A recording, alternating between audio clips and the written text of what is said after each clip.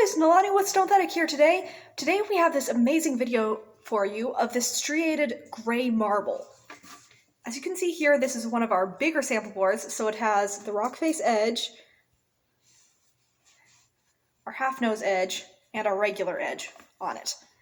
Now, this one was an incredibly fun project to make. It has all these beautiful lines in it. We had great fun doing this.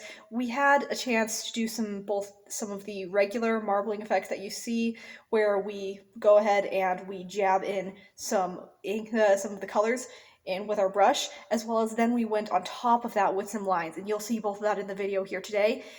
As you can see, it's a beautiful pattern. It has a lot of depth to it. You can see that there's multiple different patterns, so there's a lot to look at here, a lot to love about it. We're going to be showing you how to make this video today. Fairly easy pattern to make, but it's super fun.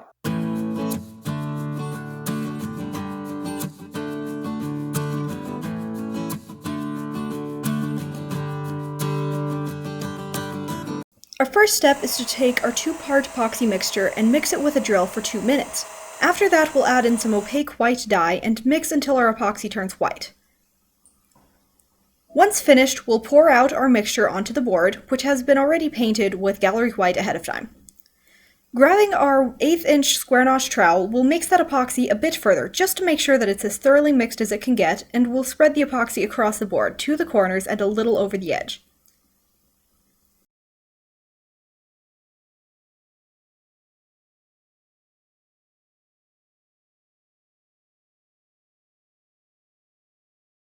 De-shed your brush, then chop that epoxy out in a radial pattern as you go, hitting any small spots that we might have missed with the trowel and brushing it out along the sides with long, even strokes. However, our chopping and mixing usually causes bubbles to get caught up in the epoxy, so we'll get the torch and slowly go over it, making careful sweeping motions from side to side and going over it multiple times. I mixed a small amount of epoxy with pewter metallic powder in a separate cup, and, using our brush from earlier, we dab this onto the board. Darker where we initially place it, and lighter as we spread it out. Use that to control where you want the white to peek through in your pattern.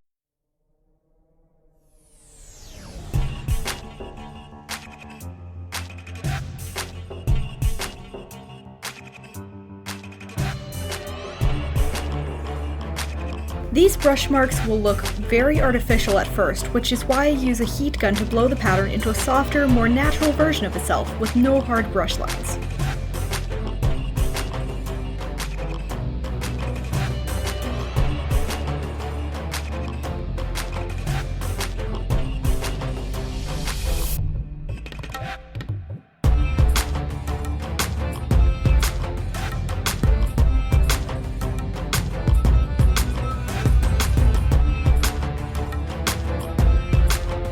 On its own, this is a perfectly good pattern for a kitchen, but we wanted a more striated marble pattern, so we're going to go over it with spray paint.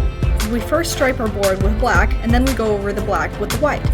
Don't worry, this won't make the black disappear completely, and both the white and the black will show up in the pattern. Get a paint stick or a popsicle stick and drag long lines through the spray paint and epoxy that reach from side to side. Make sure you leave a little space in between your line clusters for the marbling to peek through. You'll want to make the clusters pretty wide, but leave a little bit alone.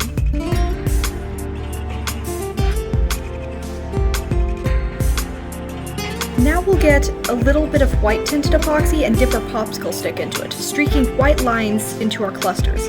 You might accidentally get too much epoxy on some spots, like the sides, but that's when we'll go back over and blend those spots back by dragging some lines through them.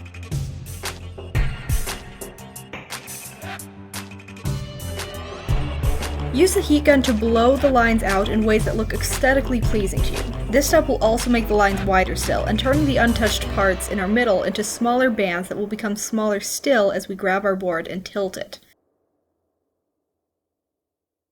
We're using the heat generated by the heat gun to tilt the pattern and let it flow in ways that mimic the look of slag flowing into the natural patterns of rock that we love.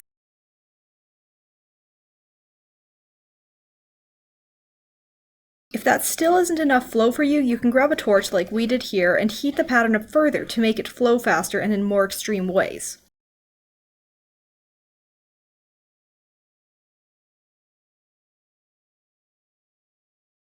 With all of this flowing, some patterns may get disrupted on the sides, so allow it to flow in a way that the pattern carries over and stays consistent as it sits.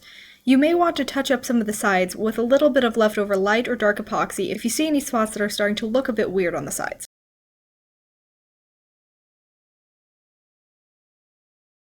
And don't forget to get epoxy in all those crevices on your rock face edge. You may want to go over it again even after brushing, just to cram a little bit more epoxy in some spots that the brush may have missed.